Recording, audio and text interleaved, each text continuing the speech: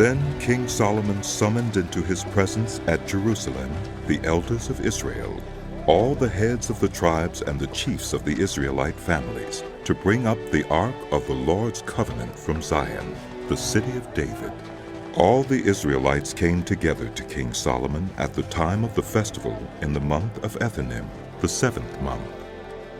When all the elders of Israel had arrived, the priests took up the ark, and they brought up the ark of the Lord and the tent of meeting and all the sacred furnishings in it.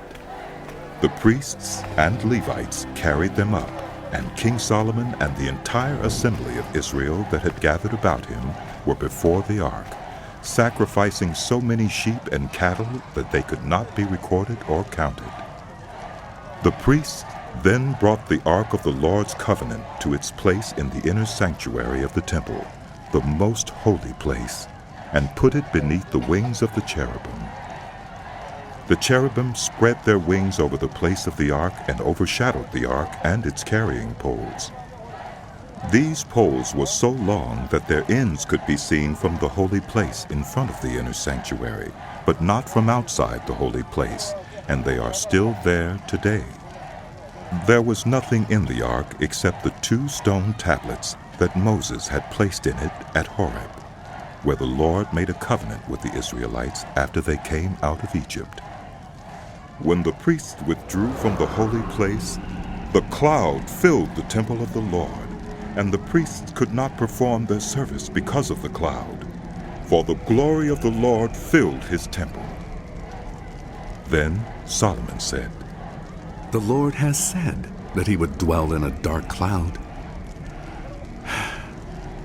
I have indeed built a magnificent temple for you, a place for you to dwell forever." While the whole assembly of Israel was standing there, the king turned around and blessed them.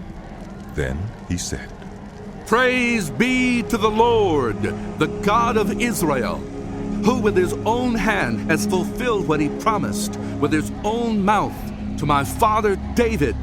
For he said, 'Since the day I brought my people Israel out of Egypt, I have not chosen a city in any tribe of Israel to have a temple built, that my name might be there. But I have chosen David to rule my people Israel.' My father David had it in his heart to build a temple for the name of the Lord, the God of Israel. But the Lord said to my father David, 'You did well to have it in your heart to build a temple for my name. Nevertheless, you are not the one to build the temple, but your son, who is your own flesh and blood. He is the one who will build the temple for my name.' The Lord has kept the promise he made. I have succeeded David my father, and now I sit on the throne of Israel, just as the Lord promised. And I have built the temple for the name of the Lord, the God of Israel. I have provided a place there for the ark, in which is the covenant of the Lord that he made with our ancestors when he brought them out of Egypt." Then Solomon stood before the altar of the Lord in front of the whole assembly of Israel, spread out his hands toward heaven, and said, "Lord, the God of Israel, there is no God like you in heaven above or on earth below. You who keep your covenant of love with your servants, who continue wholeheartedly in your way. You have kept your promise to your servant David my father. With your mouth you have promised, and with your hand you have fulfilled it, as it is today. Now, Lord, the God of Israel, keep for your servant David my father the promises you made to him when you said, 'You shall never fail to have a successor to sit before me on the throne of Israel.' If only your descendants are careful in all they do to walk before me faithfully, as you have done. And now, God of Israel, let your word that you promised your servant David my father come true. But will God really dwell on earth? The heavens, even the highest heaven, cannot contain you. How much less this temple I have built? Yet give attention to your servant's prayer and his plea for mercy. Lord my God, hear the cry and the prayer that your servant is praying in your presence this day. May your eyes be open toward this temple night and day, this place of which you said, my name shall be there, so that you will hear the prayer your servant prays toward this place. Hear the supplication of your servant and of your people Israel when they pray toward this place. Hear from heaven, your dwelling place, and when you hear, forgive. When anyone wrongs their neighbor and is required to take an oath, and they come and swear the oath before your altar in this temple, then hear from heaven and act. Judge between your servants, condemning the guilty by bringing down on their heads what they have done, and vindicating the innocent by treating them in accordance with their innocence. When your people Israel have been defeated by an enemy because they have sinned against you, and when they turn back to you and give praise to your name, praying and making supplication to you in this temple, then hear from heaven and forgive the sin of your people Israel, and bring them back to the land you gave to their ancestors. When the heavens are shut up and there is no rain because your people have sinned against you, and when they pray toward this place and give praise to your name and turn from their sin because you have afflicted them, then hear from heaven and forgive the sin of your servants, your people Israel.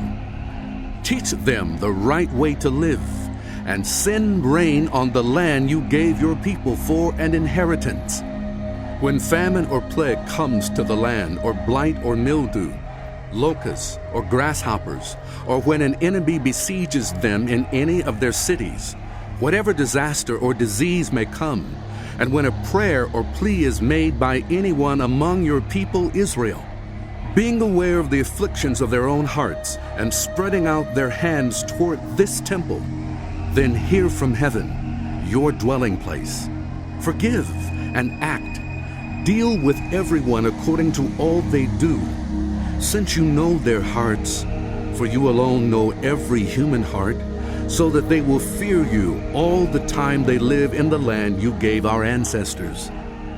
As for the foreigners who do not belong to your people Israel, but have come from a distant land because of your name, for they will hear of your great name, and your mighty hand, and your outstretched arm, when they come and pray toward this temple, then hear from heaven, your dwelling place.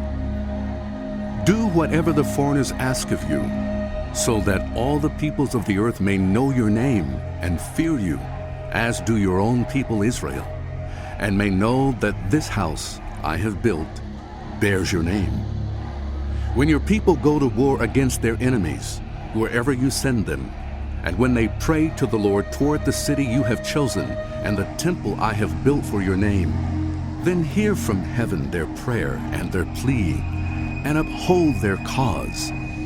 When they sin against you, for there is no one who does not sin, and you become angry with them and give them over to their enemies, who take them captive to their own lands, far away or near, and if they have a change of heart in the land where they are held captive, and repent, and plead with you in the land of their captors, and say, we have sinned, we have done wrong, we have acted wickedly. And if they turn back to you with all their heart and soul in the land of their enemies who took them captive, and pray to you toward the land you gave their ancestors, toward the city you have chosen and the temple I have built for your name, then from heaven, your dwelling place, hear their prayer and their plea, and uphold their cause, and forgive your people who have sinned against you. Forgive all the offenses they have committed against you, and cause their captors to show them mercy. For they are your people and your inheritance, whom you brought out of Egypt, out of that iron smelting furnace. May your eyes be open to your servant's plea, and to the plea of your people Israel, and may you listen to them whenever they cry out to you. For you singled them out from all the nations of the world to be your own inheritance, just as you declared through your servant Moses when you, sovereign Lord, brought our ancestors out of Egypt. When Solomon had finished all these prayers and supplications to the Lord, he rose from before the altar of the Lord, where he had been kneeling with his hands spread out toward heaven. He stood and blessed the whole assembly of Israel in a loud voice, saying, Praise be to the Lord, who has given rest to his people Israel, just as he promised. Not one word has failed of all the good promises he gave through his servant Moses. May the Lord our God be with us, as he was with our ancestors. May he never leave us, nor forsake us. May he turn our hearts to him, to walk in obedience to him, and keep the commands, decrees, and laws he gave our ancestors. And may these words of mine, which I have prayed before the Lord, be near to the Lord our God day and night, that he may uphold the cause of his servant and the cause of his people Israel, according to each day's need, so that all the peoples of the earth may know that the Lord is God, and that there is no other. And may your hearts be fully committed to the Lord our God, to live by his decrees and obey his commands, as at this time.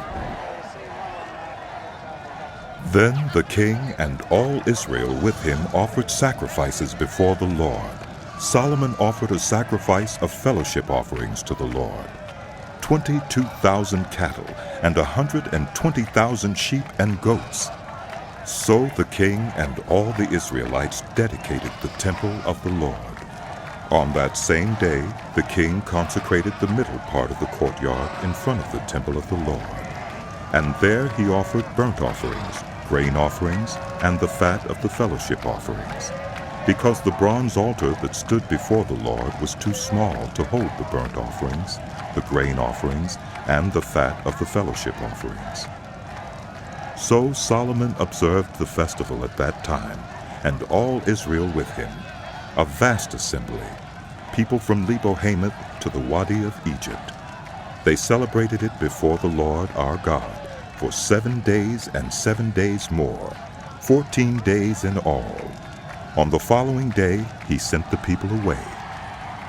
They blessed the king and then went home, joyful and glad in heart for all the good things the Lord had done for his servant David and his people Israel.